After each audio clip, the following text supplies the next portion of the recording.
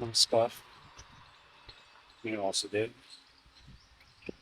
आज का सफ़र बहुत रोमांचक होने वाला है।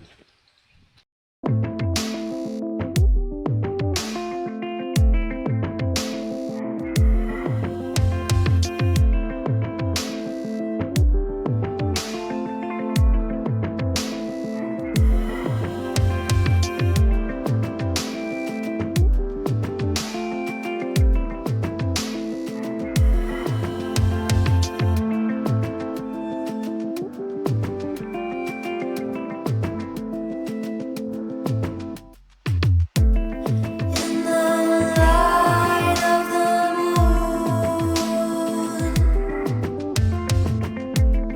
like I'm living in a dream.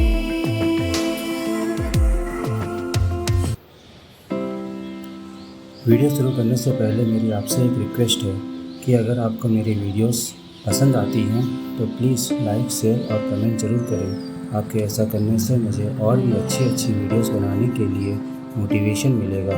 और अगर आप इस चैनल पर नए हैं तो इस चैनल को सब्सक्राइब करने के साथ साथ बेल आइकन को प्रेस करना ना भूलें।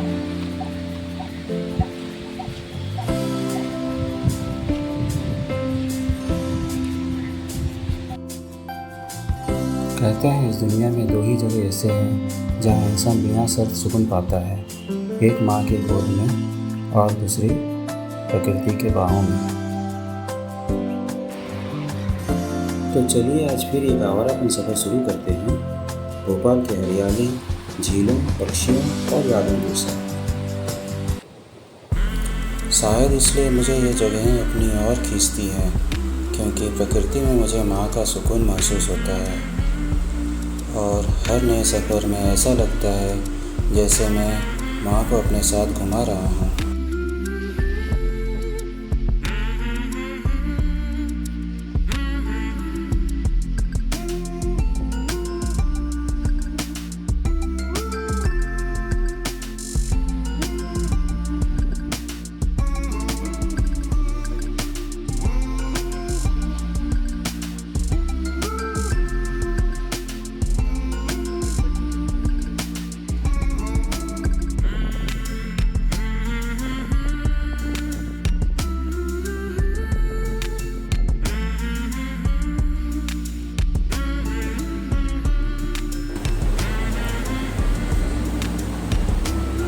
लोग पूछते हैं मैं अकेला सफ़र क्यों करता हूँ।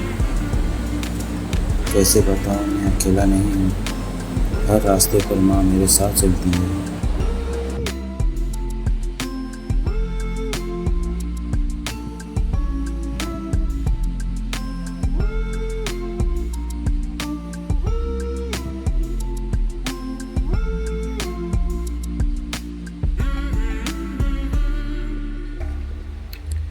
कभी कभी झील के किनारे बैठकर ऐसा लगता है जैसे माँ पास बैठी है, कुछ कह नहीं रही, बस सुन रही है।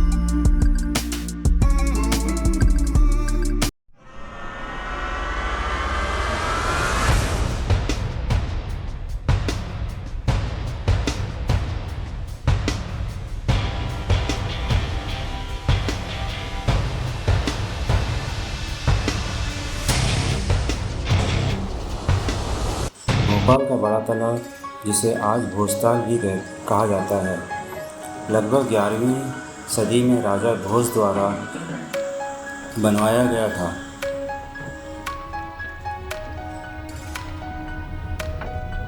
यह झील सिर्फ पानी नहीं, भोपाल की पहचान है। कहा जाता है झीलें शहर की आंखें होती है और भोपाल की आंखों में आज भी सुकून दिखाई देता है।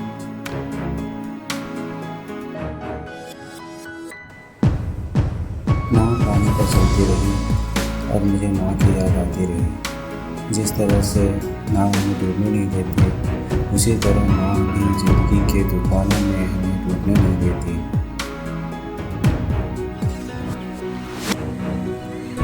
आज अगर माँ साथ होती तो शायद इस नाव में सबसे ज़्यादा खुश वही होती।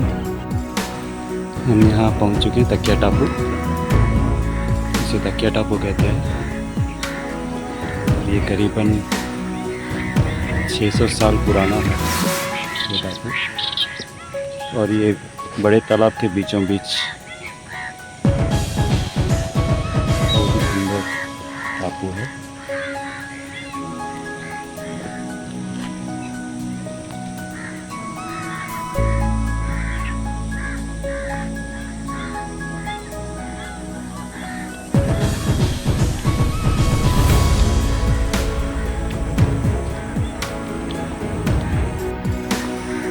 यह एक्चुअली एक दरगाह है, बहुत ही पुराना दरगाह।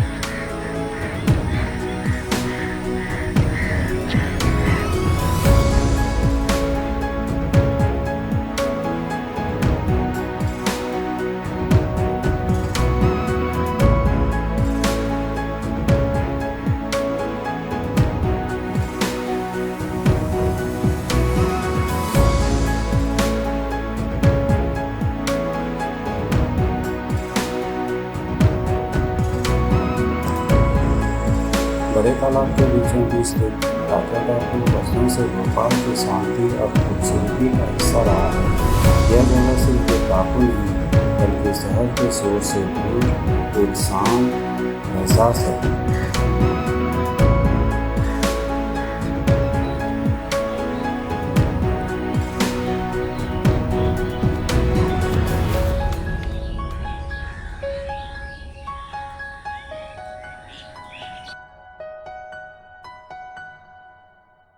भोपाल का वन विहार सिर्फ एक नेशनल पार्क नहीं है बल्कि शहर के सांसों जैसा है।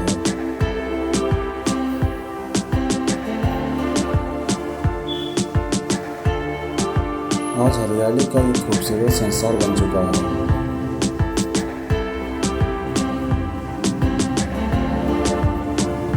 यहाँ 200 से ज़्यादा पक्षियों की प्रजातियाँ देखी जाती हैं।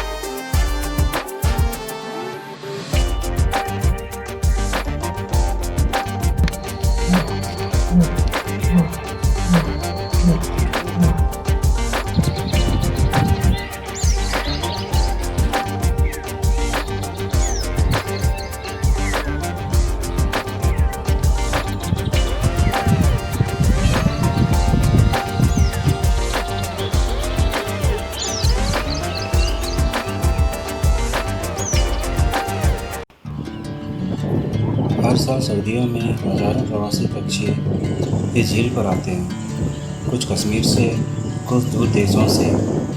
शायद उन्हें भी इस शहर की शांति खींच लाती है। इन उड़ते पक्षियों को देखकर लगता है जैसे हर किसी का कोई ना कोई घर होता है।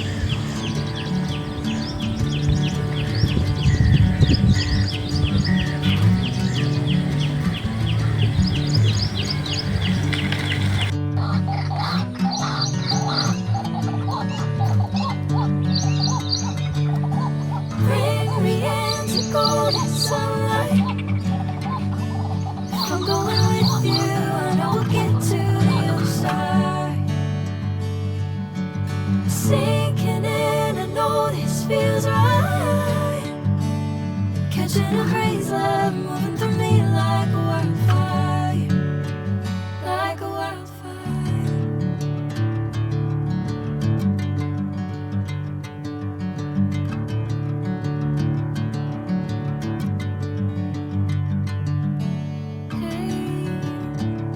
Never the same.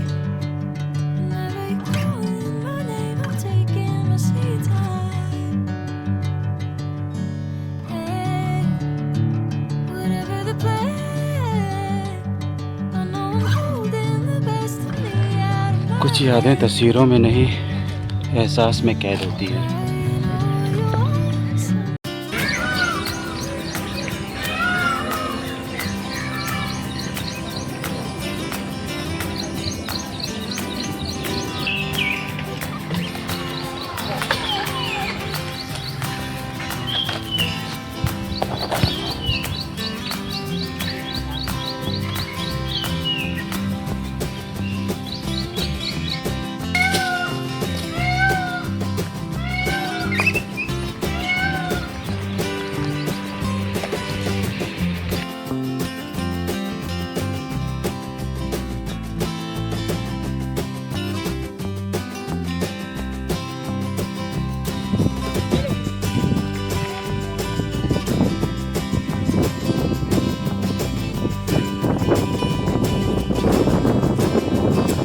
मैं आपसे एक बात कहना चाहता हूँ, अगर आपकी माँ आपके साथ है तो उनके साथ थोड़ा समय ज़रूर बिताइए, और अगर वो यादों में है तो प्रकृति में उन्हें महसूस कीजिए।